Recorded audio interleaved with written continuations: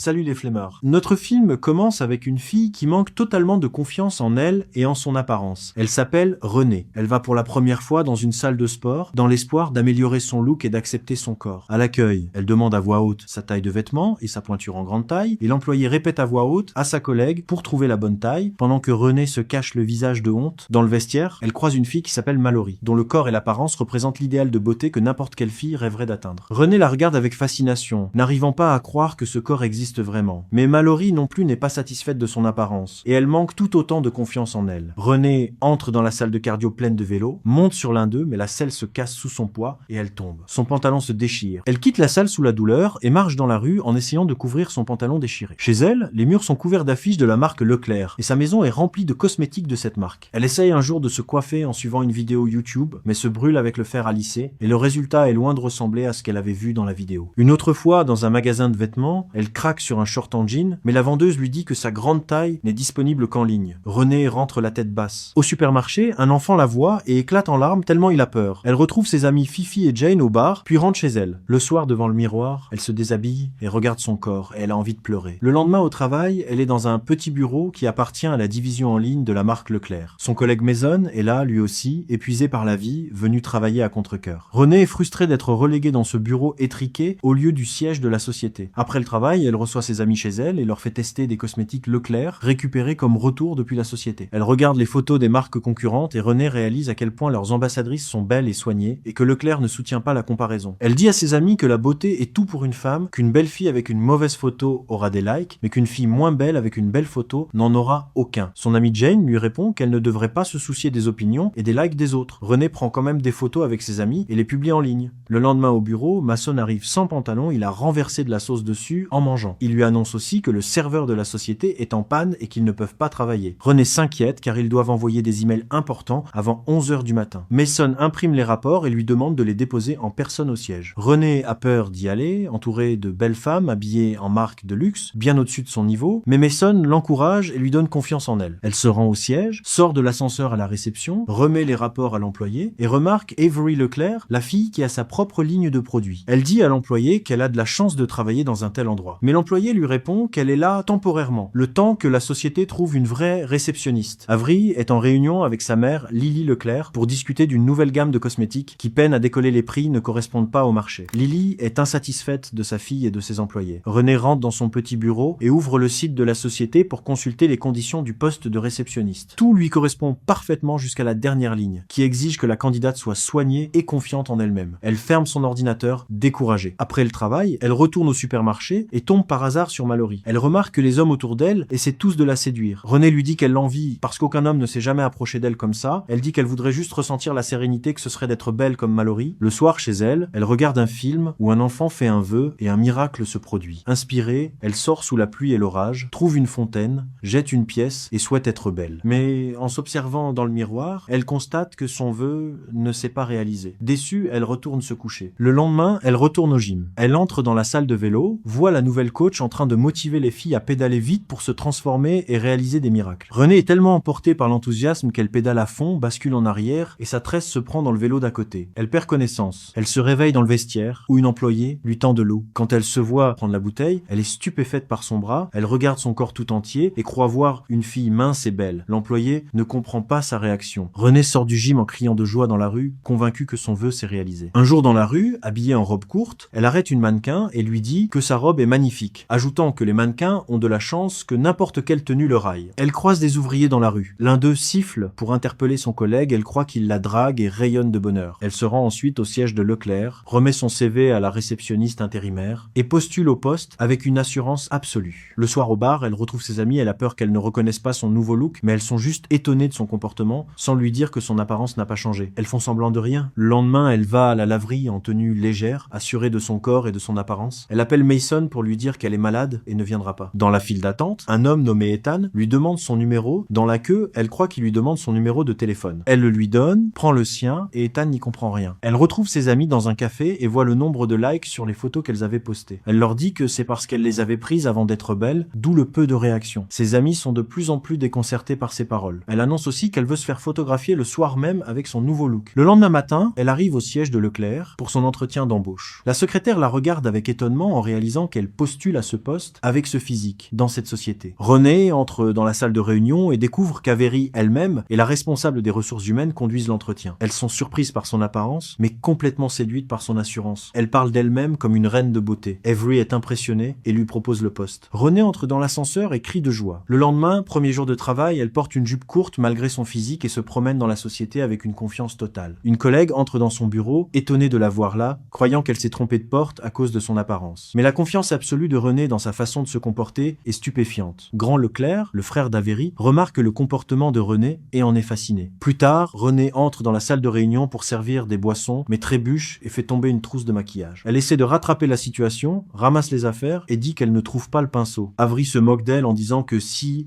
elle savait dans quel genre de société elle travaillait, elle saurait qu'on n'inclut pas les pinceaux avec le maquillage. René lui répond que les femmes riches ont leurs propres pinceaux de luxe, mais que les femmes de la classe moyenne se maquillent dans les rétroviseurs des voitures et dans les toilettes et qu'à doigt nu, le maquillage ne sera jamais parfait. Donc personne de la classe moyenne n'achètera le produit. Avery est bluffé par la façon de penser de René. Après le travail, René admire son reflet dans le miroir et appelle Ethan pour sortir ensemble. Mais Ethan avait effacé le numéro et ne sait plus qui l'appelle. Il accepte quand même et ils sortent le lendemain, apprenant à se connaître. Un jour au bureau, René mange de la nourriture peu saine quand Avery entre et lui annonce qu'elle a besoin d'elle à Boston pour un événement promotionnel. René est surprise et accepte. Avery l'invite à dîner et lui dit d'amener son petit ami si elle veut. Après le bureau, René retrouve Ethan qui sort juste d'un cours de Zumba. Elle se moque gentiment de lui en disant que c'est une danse pour les filles. Ils s'assoient ensemble dans un parc et Ethan lui dit qu'il n'est pas parfait comme elle parce qu'elle est tellement sûre d'elle malgré son physique. Il lui énumère toutes ses belles qualités. René est touché. Le lendemain, il dîne dans un restaurant huppé dans la salle privée réservée aux hommes d'affaires. Ils rejoignent Avery et sa famille. Lily Leclerc est immédiatement charmée par la confiance de René et dit à Avery qu'elle aimerait qu'elle pense comme René. Lily est très optimiste quant aux capacités de René pour leur événement promotionnel à Boston. Un soir, René va dans un bar avec ses amis. Il y a un espace VIP réservé aux mannequins, mais elle ne les laisse pas entrer à cause de leur physique. Elle s'installe aux tables normales. René aperçoit des collègues mannequins dans le VIP, abandonne ses amis et va les rejoindre dans l'espace réservé. Ses amis se sentent humiliés et trahis. Les jours passent, René traîne avec les mannequins en permanence et oublie ses vrais amis. Au travail, elle commence à traiter les clients selon leur apparence. Elle change pour le pire, devient arrogante. La nuit, elle sort dans un bar avec ses vieilles amies, mais elle les met mal à l'aise devant des garçons qui essaient de les aborder. Et ça les énerve vraiment, elles en peuvent plus de son comportement. Vient le jour du départ pour Boston. Elle monte dans l'avion privé de la société et trouve Avery épuisée par le travail, qui veut dormir. À peine installée, Avery lui dit qu'elle voudrait la nommer vice-présidente de la ligne de produits cosmétiques. René aperçoit Grant dans l'avion qui se déplace discrètement et lui fait signe de venir. Il lui dit de ne pas dire à sa sœur qu'il voyage avec elle. À l'hôtel de Boston, René répète le discours qu'elle doit prononcer lors de l'événement. On frappe à la porte, c'est Grant. Il entre et lui dit